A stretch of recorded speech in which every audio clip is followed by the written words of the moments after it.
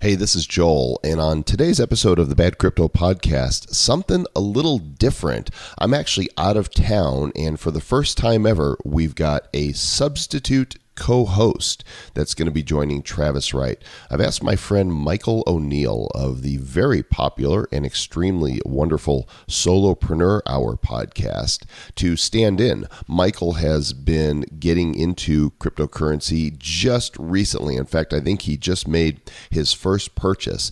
And many of you out there have all kinds of questions about crypto, and Michael today is going to go down the rabbit hole with Travis as his guide. Look out, it could get messy, and he's going to be the voice of the people. Michael, you're free to interrupt Travis whenever you want and ask all the questions you want. The format is going off the rails on this episode of the Bad Crypto Podcast. 5, 4, 3, 2, 1, 0, ignition. Who's bad?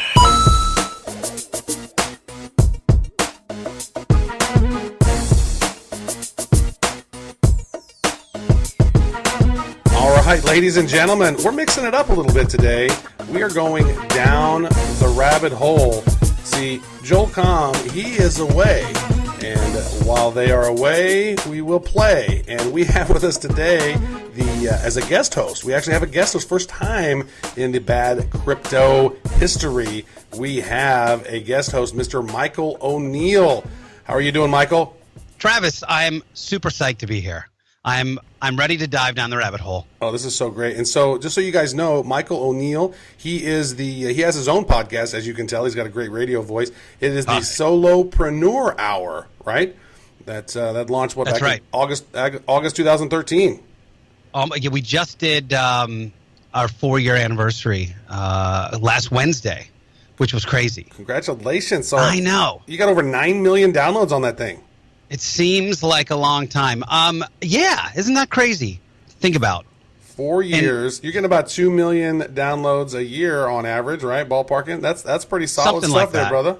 Yeah, it's good. Although I have to say that judging from the success of the Bad Crypto Podcast, you will be there in 3 months or so. We'll be tied. Right, we'll be tied. Yeah, we're coming for you. We're coming for you, O'Neill. Better bring it. So just so everyone's informed, I would say that I'm more like the listener than the host in this case. So I'm probably like 2 months into my crypto diving down the rabbit hole, and really it feels like such a rabbit hole. So I'm sort of just informed enough to make all kinds of trouble and get myself in all kinds of issues, but not so much that I'm ready to go like teach a class. But so I may be asking you, the guru, some questions on this show. But there's a few things I've done that I hope will help other people that are in my position, because I think a lot of people are brand new to this world, as you found out. There are a lot of folks just like you, and that was one of the reasons why we wanted to have you on as the co-host. Because for one, you have your own show. You're very passionate about podcasting. You actually teach a workshop called Pod Mastery with John Lee Dumas, who also has a killer podcast. You also have a course called The Art of the Interview. .co. You can check that out. So you actually are teaching people how to be better interviewers. So you've done some really cool stuff. You've interviewed some pretty phenomenal folks, and so since you are also a newbie in the crypto world, we wanted to make sure to bring you on and start chatting, because you know what, this is a complicated space, isn't it? It is, and for someone like me that wasn't like I wasn't an investment guy before anyway. So when I look at something like Crypto Watch, it looks completely foreign to me. Mm-hmm. That whole that screen, which I've seen in movies like Wall Street, I look at that and I'm like, that looks really cool. I just don't know what it does. But you know how they have the 3 monitors going and they're seeing all the trends. To me, it's like looking at the Matrix. And the thing, so I'm learning. Yeah. So the thing for me is that I've always had a problem with money, because I know how the Federal Reserve works, right? I know that they print that money from thin air. I know when the central bankers came into power back in 1913, when they created the Federal Reserve Bank, I've always had this psychological block about it. It's almost like boy, I love money, but man, I sure hate money. I hate the way that it is, right? And so for me, whenever I started understanding how crypto worked and the blockchain worked and Bitcoin worked, it's like, wow, so it's transparent and it's an open ledger and it's going to create this way that decentralizes power, takes it away from those centralized banks. Wow, this could be really fascinating. And so that's one of the reasons that pulled my chain. What is one of the reasons, or how did you get so enthralled with this? What brought you to the space? I had breakfast with a buddy of mine who has been down the rabbit hole for a few months. And, here are a couple things. I'm one of those guys. Well, I'll tell you the story in a second. But we sat at breakfast. He told me the whole story, which was really intriguing to me. Like, he really gave me the, like the pizza delivery was the first monetized, Bitcoin transaction. And he told me the whole story of it. 10,000 coins, Bitcoin, 10,000 for $20 worth of pizza. Right. That's all. It's only worth a few million now. Yeah. And then, so when I learned about it, and I learned about the 21 million, and I saw where it was. And at the time, this was like, I want to say early July. So I think Bitcoin was at about 2,500 when we talked. I think Ethereum was 150-ish, and Litecoin was, maybe in the 20s or 30s. Mm-hmm. And I had all this money that was supposed to be coming in from one of my podcast sponsors. And I said, all right, I'm going to take like $4,000 and I'm going to invest it. And then that check got delayed 5 weeks. Oh, no. And you know what happened in that 5 weeks. Oh, to the moon. Thousands and thousands and thousands of dollars that I missed out on. And it was a nightmare because they had written the check to another Michael O'Neill. Because I'm one of the most misspelled names in the world. Like, I can literally be sitting with someone and they're like, your name? And I said, Michael O'Neill, O''Neal. And I watched them write O'Neil. I'm like, we just talked about that. Mm-hmm. I just said it and you spelled it wrong. So they sent a check for Michael A. O'Neill, which I'm sure there's a million of them. And so my bank rejected it. And then that started this, 5-week process of the biggest nightmare ever. And I know as you're just watching these prices. I'm watching the prices go up, and I'm like, ugh. So as soon as I could, I got in. Mm-hmm. But it was, it was way, way later than it should have been. It was, I think it was $7,000 late is what I calculated. Oh, no. So that was a bummer. But super intrigued by it. I'm someone who's very, I guess bullish is the right term, where we're at the very beginning of this still. Because what I know is, in my friend group, in my group of peers and colleagues and friends, the smartest section of them are all completely going crazy for Bitcoin and cryptocurrency. So that tells me something. I don't need a lot more info other than that. And then I look around and I see the smartest people in the world, the Bill Gateses of the world, are very bullish on crypto. So I said, you know what? This to me feels like something that I'm not.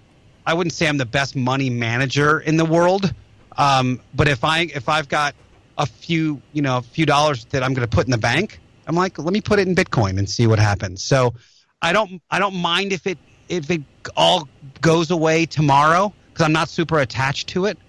But I think the upside is way higher right now than the downside. Let me ask you this. So how has your consumerism changed since you've been in crypto? Because I've noticed a substantial amount of less of me purchasing things, right? I'm not going to Amazon and wasting money on shit that I would normally buy. Oh my God, that's like a Litecoin. I was having a conversation the other day. We want to go to this fancy restaurant. I'm sitting there going, why do we want to go spend $200 on this food when we could make a meal here? That's like a couple Monero. I'm 100% the same way. I just had something come into my PayPal account. I was like, ooh, I can buy like 3 Ethereum for that, just for that. So I was never like that. Like that's totally alien to me. Well, it's probably an addiction in the wrong way. Someone would tell us that's not a financially, sound decision you're making, to just sort of pile it all in there. And I'm like, I don't know. I still feel pretty good about it, versus just throwing it in my bank account or letting it sit in PayPal. Right. I can put it there, and I don't, at least my gut tells me I don't feel like I'm going to lose it all. You know what I mean? Mm-hmm. I feel like I don't know how many, like we're watching something today where China once again sort of dealt a blow to Bitcoin. It dropped, another 7% or whatever it was, but then it rebounded a couple $100 right away. And I'm starting to see that the market, no matter what, seems like it's still viable, even if you get bad news. People are really believing in it. Yeah, well, the thing I look at this is like, even since May, if we're looking at this on, April 30th, Bitcoin was $1,300, right? We are now in September, and this thing has just taken this parabolic increase in value. If you're looking at the total market value of Bitcoin around that same time, we're talking about what it was, maybe 20 billion in market cap. Now it's sitting at like 70 something billion in market cap.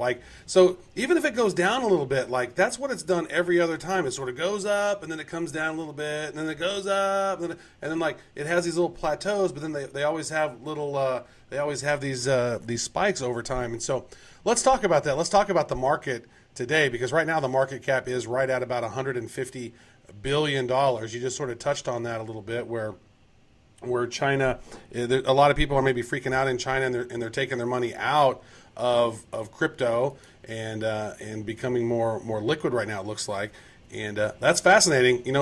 It's so wild how one piece of news can fluctuate the market so much in this space, right? Yeah, it is crazy. So they said that they're planning on shutting down local Bitcoin exchanges, and then that made Bitcoin's price drop 7%. Right away, and so that happened overnight when I was sleeping. But I came back, I woke up and it had already gone back up a couple $100. So I think it dropped, what was it, about $500 or $600, Mm-hmm. And then it came back up a couple $100 in that time. And so that to me is the resiliency of it right now, is that it's starting to really it feels like it's codifying and turning into a real thing, even though it's been somewhat speculative over, I think, the last couple of years. I think the insiders have known this isn't going anywhere.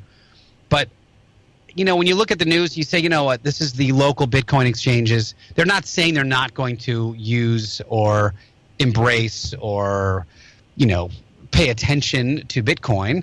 It's just they're not the local Bitcoin exchanges, which isn't that what happened in New York? That Absolutely. Dude, the same thing, right? That absolutely happened in New York, right? So they started to regulate it, and now, what was once the financial capital of the world, arguably, right? I would say that Wall Street is one of the biggest. You have Hong Kong, you have the city of London, which are major financial hubs in the world. And, there's another article here that popped up about China, because I want to touch base on that, because it's really interesting how they're moving the market so quickly. They make a decision, the world reacts, but then, as you notice, with Bitcoin being so resilient, it's coming back really quick, right? So here's an article that said this is actually from June, and it's China becomes first country in the world to test a national cryptocurrency. So what's interesting to me is the same bank, China's central bank, the People's Bank of China, they developed a prototype of a cryptocurrency that they're thinking it could end up in circulation in the near future. So what tells me that this happened in June. And so now they're cracking down on ICOs and people creating their own currencies. And now they're trying to crack down on the traditional digital currencies, because it seems to me that they have potentially a cryptocurrency that they're created on their own, waiting in the wings. And so they wanted to see, look, there's been adoption in crypto. Well, that's great. Those people are getting rich, but we don't want to eliminate, get rid of the yuan or the renminbi, right? Renminbi. I can't even pronounce that thing. That's why they call it the yuan. I can't even say that, apparently. But yen. Yeah, no, the yuan. The yuan. Yeah. Juan. Hey, Juan. Hey, Juan. Hey. ¿Qué pasa, Hey, Juan. Hey. Hello. We need Hello. more Juans. We need to bring more Juans over. For the Bitcoin, please. We need miners. Come over here, Juan. So I think that's interesting. What do you think about that potential? I'm not sure if you've done any research on that, but to me, it's like, wow, it's a little spidey senses tingling. Yeah, certainly they're clearing the path. I feel like right now on a country level, they're wondering, A, how are we going to tax this? How are we going to get our piece of this? And I think if they control the currency, they have an accounting of it, which again is sort of bringing this thing back to a centralized currency, which is a little weird. But here's a question I have for you that's sort of a sidebar, but has confused me since the very beginning. Why are there so many coins? Like, are they vying for position until one takes over? Like, I don't really understand the relationship of Bitcoin over Litecoin.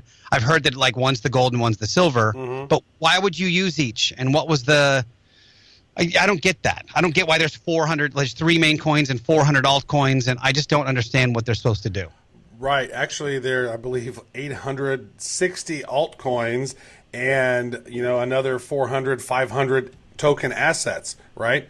So that's a very good question. A lot of people have asked about that. Like, why? What is the difference? And I think that some of them, the way that they're set up, they are made for processing transactions a lot quicker. Like Bitcoin is the very slowest transaction speeds. Right. So that's more of a store of wealth.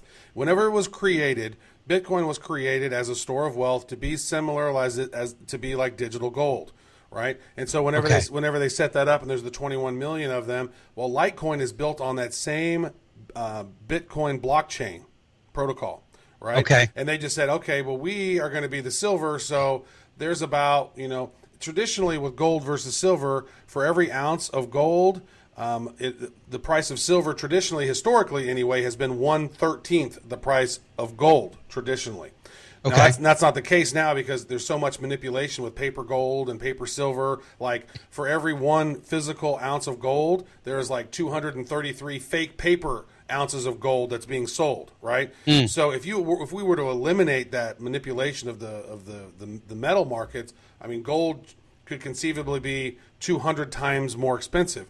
Silver could be 500 times more expensive because the amount of physical gold to paper silver, or physical silver to paper silver, is like 540 to 1 or something crazy, right? So you have all this manipulation. So Litecoin was set up to be the silver for gold, and there's 84 million Litecoin, right? Well, but it's faster. Way faster. If you're doing a transaction with Litecoin, bam, that transaction, it seems to happen way quicker than it does on Litecoin. But actually, most every single currency out there trades faster than Bitcoin. Now, check this out. I had a conversation with a dude who's based out of Denver who is basically creating this point of sale solution for people to use their Bitcoin or their cryptocurrency at point of sale within stores. Where basically, and the problem is, now you swipe your credit card right now or your debit card, that transaction is approved almost instantly, right? Right.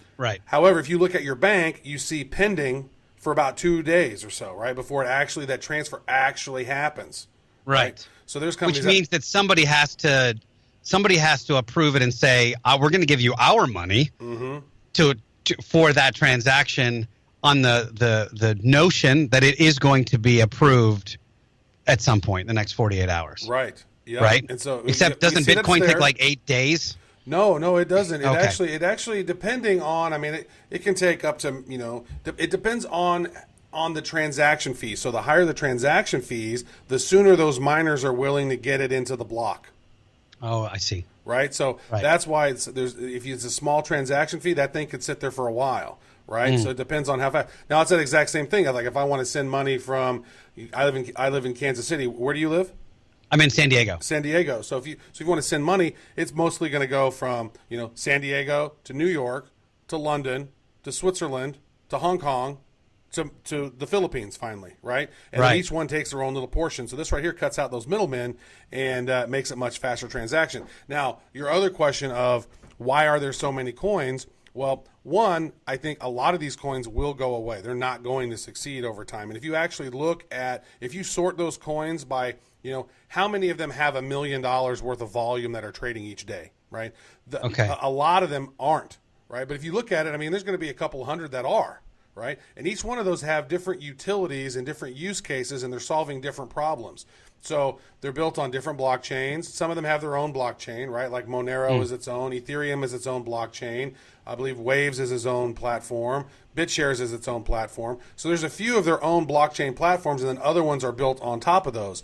And those are those dApps that you hear about, those decentralized apps that can be built onto those blockchains to add additional extensibility and utility to those particular blockchains. And so, those coins are created because that is the incentive to, get people to mine and to get people to verify those transactions and to create this whole ecosystem where the currency is actually flowing through the whole, instead of, the way it is today when they can print out as many $100 bills as they want at 6 cents a piece, and you have this 1% or the 0.001% that's just holding lots of the gold and holding lots of the wealth. This is a way that allows that money to circulate a little better.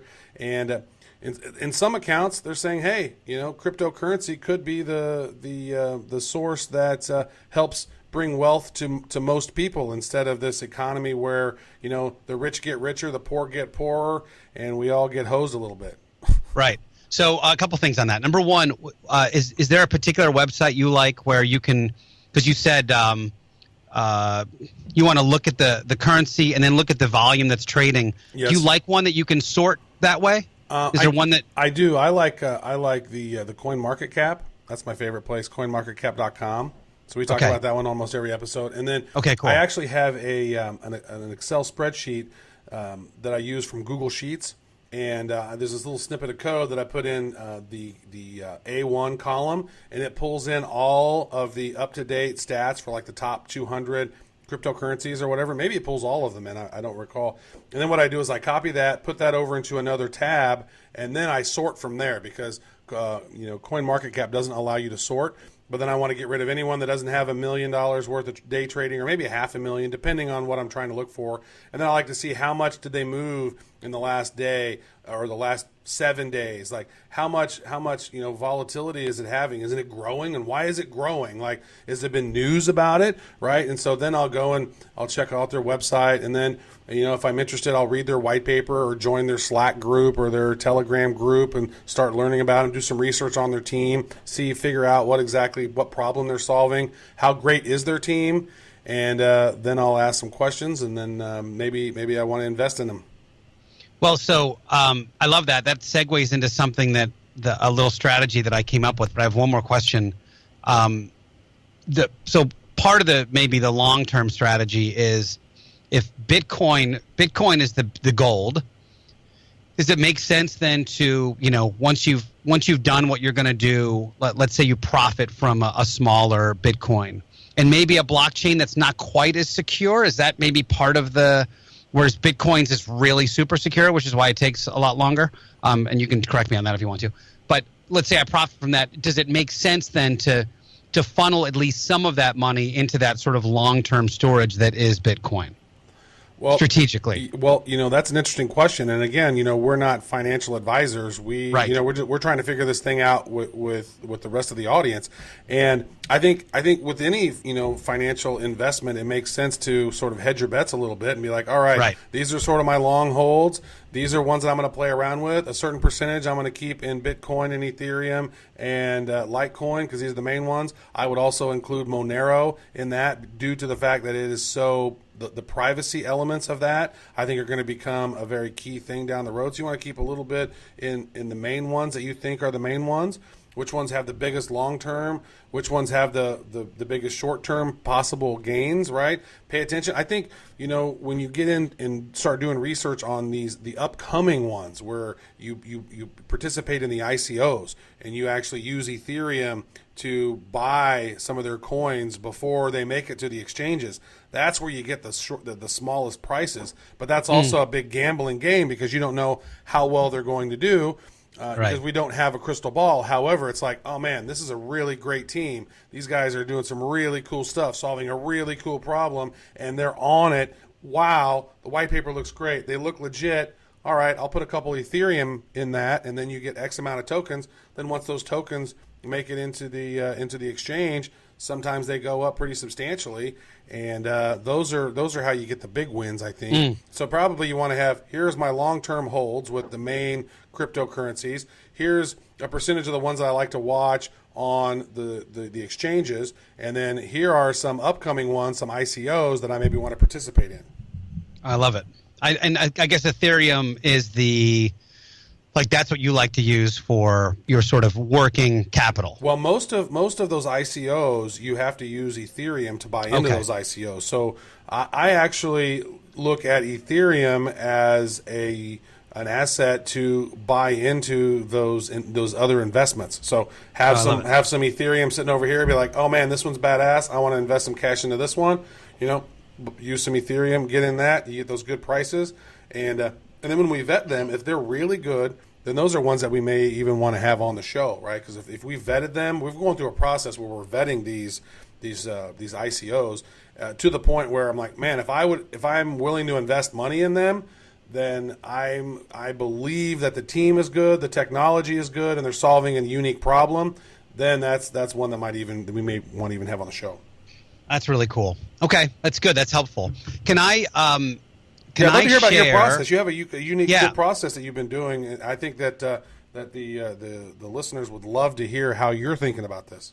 I wonder if I can I screen share with you on this? I think I can, right? You can screen share, but the fans aren't going to see this because this is audio. I know, but I think it'd be cool if you saw it, because then you could. Here, I'm going to do this right now, because then you can see sort of how I did this. Perfect. And let me know when you can see it.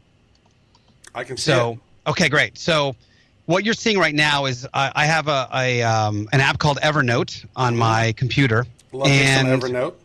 Love me some Evernote, and it's on all my digital devices. I've got an iPhone and an iPad and my computer. And what I did was I documented my journey into cryptocurrency. So I had a conversation with my friend that day, or maybe the next morning. I created this one new Evernote note, which was just called Cryptocurrency and Bitcoin. And I started writing down anything that I did that was related to cryptocurrency, because I figured it would come in handy, and here it is coming in handy, a couple months later. So the first thing I did when I got into this was I created a unique Gmail account just for anything related to cryptocurrency. So I did that because I knew I was going to be setting up a ton of accounts. If I'm going to get a Coinbase account and Bittrex and all these things, I wanted that to be in its own little ecosystem instead of being integrated in with my regular, email address. So I started looking at that, and then of course my entrepreneurial brain started moving around. So I got different domain names and things like that in case I wanted to start a podcast. But anytime anybody would recommend an article or something like that, I would paste the article into this document so that if I wanted to go back and read a little bit about whatever, I had it all in one spot. That's great. Let me pause you right there, because I love that. And that's one of the main reasons why we recently set up the Flipboard to curate content. So there's actually a great resource for everyone who is listening. If you go to badco.in/flip, what you're going to see is the Bad Crypto research repository, where what Joel and I do is we add those articles, just like those ones that you're looking at right there, that you just stored in your Evernote. Those are great. So basically, throw those into Flipboard, and then you're going to be able to actually flip through and read all the news as we're reading through it. And it works great on mobile, works great on Android, works great on iOS, your iPad. It even actually works great on your desktops. You can actually scroll through and see the news that we're researching to figure out which ones might make it to the next episode. It is really, really cool. You just turned me on to Flipboard, which I saw years ago, but I haven't used. And now that I see it again, I'm like, this is perfect. This is the perfect research tool. They made some major enhancements to that tool, and so it's so great. Like literally, I've been, Joel's been gone, so I've been looking through all the news and adding stuff to that pretty substantially. So when you and I jumped on the call, I was like, all right, well, let's go ahead and look and see which of these news articles look most interesting for us to chat about in this episode. Right, and it's so easy. It's so easy to wake up, which sort of leads me into this other strategy that I did, which was as part of my Gmail account. You know, when you get a new Gmail account or new Google account, it gives you access to, Google Drive. It gives you Google Documents. But one of the things it does is Google Alerts. Yes. And so what I did is for my new Gmail account, and you can make it anything you want that you guys will remember, but I set up Google Alerts for Litecoin, Bitcoin, and Ethereum.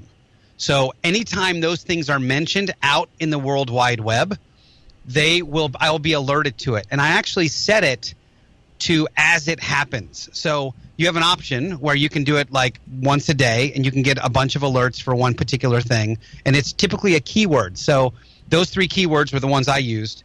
But I actually set it up for, I want to know as it happens, because if I'm investing in this, if there's a story that comes out like China, for instance, I know that something's going to happen. If that story comes out and it's like, X country bans all Bitcoin or whatever, I might have a buy or sell decision to make. And if I wait hours, the industry is going to be in major flux. So I'm going to want to get ahead of that stuff, which is why I set up alerts for all 3 of these things. So that's just a little strategy that I think, maybe it'll come in handy for someone. Right on. And then maybe if you're like, I want to research NEO. I think NEO might be a good one. And so then you set up a new alert for NEO, and then when new news pops in for that, then you are at the head of the game. Now, actually, I have set up a few Google alerts, but I have them populating to me daily, once a day, instead of real time, which it's probably a better approach to do it the way you're doing it, because there's a couple of instances where I found news that has been relevant that if I had gotten it sooner, I could have profited way more. Right. I think it really matters when you're talking about maybe not the big 3, but some of these altcoins that are 0.00007 cents, and then there's a news story goes up, and all of a sudden they're 10 cents, and you're like, wow, that was a gigantic jump. That's too late now. Right. Like I missed that spot. And so you're exactly right. If you're looking at NEO or any of the smaller ones, I think it's perfect. And I haven't delved into those yet, so I'm still getting there. Yeah. But anyway, so I have this whole thing of news. I have this one, Evernote, and I even listed out what, any time that I bought any cryptocurrency, I time stamped it, and I just put the current trading value on it just in case. And I also use an app on my phone called, and maybe you have a better one than I'm using, but I'm using something called Blockfolio. Yes. We've mentioned that on the show a few times. Absolutely. Okay. Where I just have my I can click on it, and then I see what my current complete trading value is, my whole portfolio value in one quick glance, which is really cool. Right on. And you mentioned that you have a Trezor wallet. You got one of those. Yeah. How's that working for you? I just did it the other day, and it was pretty easy to set up overall, but then it was a little confusing. Like I was confused once I did it of how to actually move my money from Coinbase to the Trezor wallet. It wasn't totally clear, so I had to jump on YouTube, which is everyone's teacher. Just like when you sit down and eat food, Instagram eats first. In this world, for me, YouTube goes first. So I just wanted to make sure that I was right about it, because I was like, I don't want to lose all my money. Right. So I figured this thing out. Now, did you do like a small transaction first? I did. Smart. That's what you always want to do. Like we've gotten some messages from some people where they're like, "Oh, I tried to set up this and did this and sent over all my money, and then I don't know where it is." And it's like, that's a challenge, and that sucks, bro. Want to make sure that you send just a small amount and test it to make sure that it works.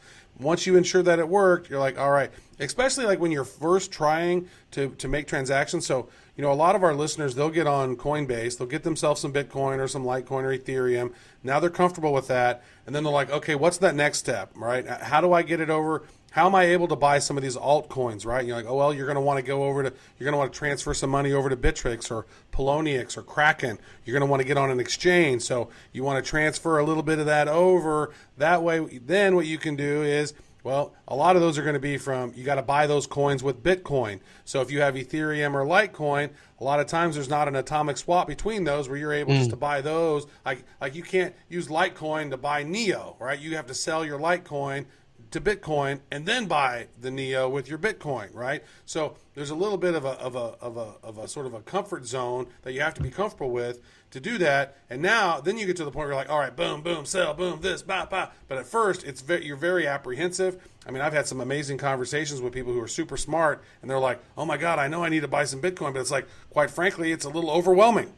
It's a little weird. It is a little weird. What I came up with, though, the part that was confusing for me was, I'm like, all right, so I know I have this money on Coinbase. I can see it. There it is on Coinbase. I've got XXX, right? And then I've got this thing I'm holding in my hand. Well, it's plugged into my computer, and I'm like, what do I do with this? So I realized that you just have to, I clicked receive. So I have to basically receive the money into my wallet, which obviously makes sense when you say it out loud.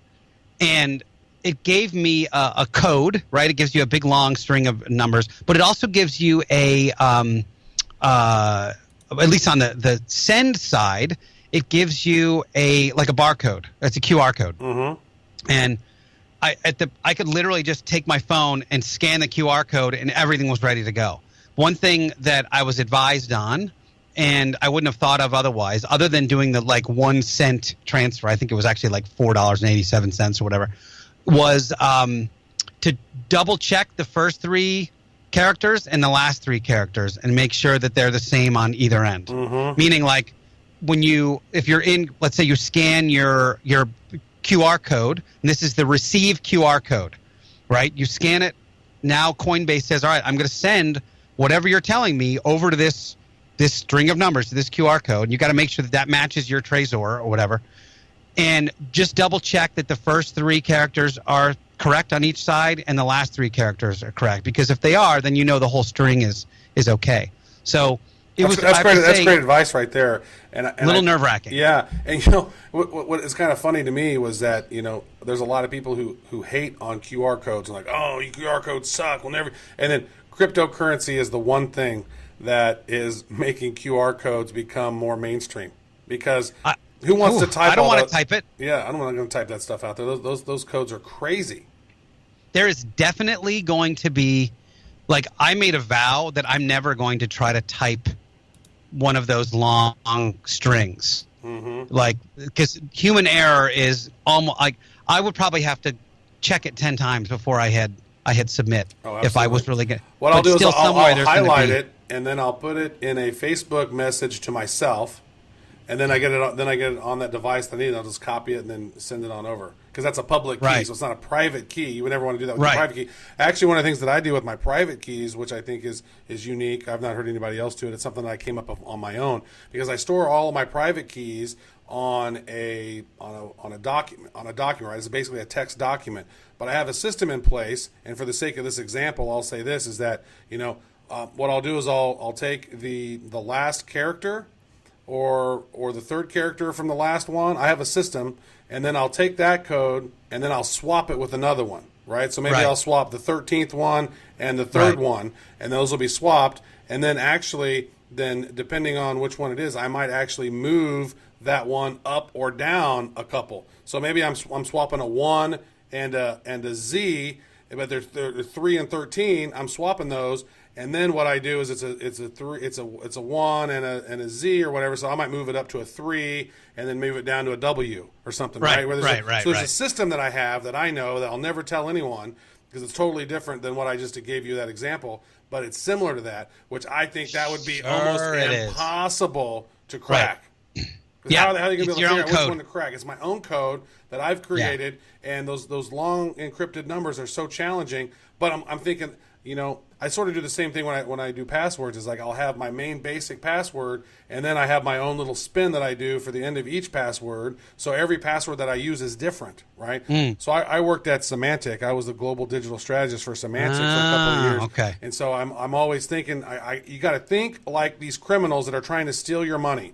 You want to make sure you have your 2-factor authentication on. You want to make sure that your password is not the same password you use anywhere else. Like if I log into Coinbase, that password is not a password I use anywhere else, right? So there's no way that somebody's going to be able to hack my Gmail and then try to figure out what my Coinbase password is. And then my Kraken password, totally different than my than my Coinbase password. Do not use your same passwords. Make up a system in your own mind, or maybe it's a phrase that you add to the end of or maybe it's your password is so you want to make sure to use characters like the ampersand and the the asterisks and slashes and exclamation points and numbers and capital letters and lowercase letters, and you basically make yourself one password that you like to use a lot, and then at the end of each one you just change the ending based on whatever platform that you're on.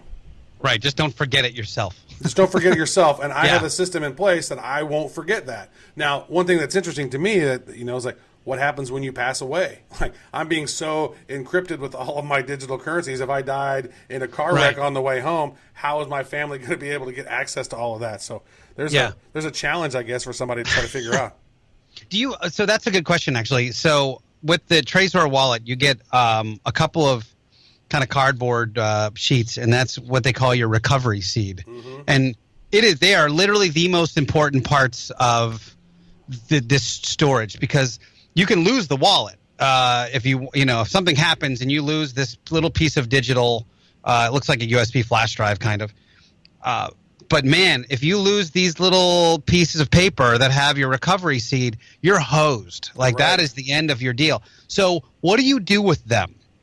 My inclination was I was going to put them in a sealed plastic bag and take them to a safety deposit box, and that's where they were going to live. But what do you? I don't know. What is there best practices for how to keep a hardware wallet and or your recovery code? Yeah, I don't know. It's sort of one of the same things that I do. I would take those, probably type them into my Evernote in a certain order, but have a system where I'm changing the order of them actually. Right, potentially. Because they tell you never to put anything online. Well, they tell you not to, right? So then, in that case, it's like, imagine it's a stack of $100 bills. What would you do with it, right? You don't want to lose your stack of $100 bills, so you put them someplace valuable. You put them in a safe. You put them in a safe deposit box. That's what you do. Me, I'll do that, but sometimes I might, depending on how much value that I have in that or what kind of accessibility. Like, I would know that if the word is green, then I know that anytime the word is green, that I've changed that to a different color or something. I would switch them around, but I would have my own process in place that would be convoluted to other people, but just the way that my mind is wired and works, I would know it. But then, if I passed away, I don't know, my kids would not know how to get into it. So that's the one challenge I find with crypto is that what happens when people start passing away? How do you inherit them when they're in such an interesting and encrypted way? So right. Well, I mean, it makes sense then maybe to do a safety deposit box, because I know your next of kin have access to that.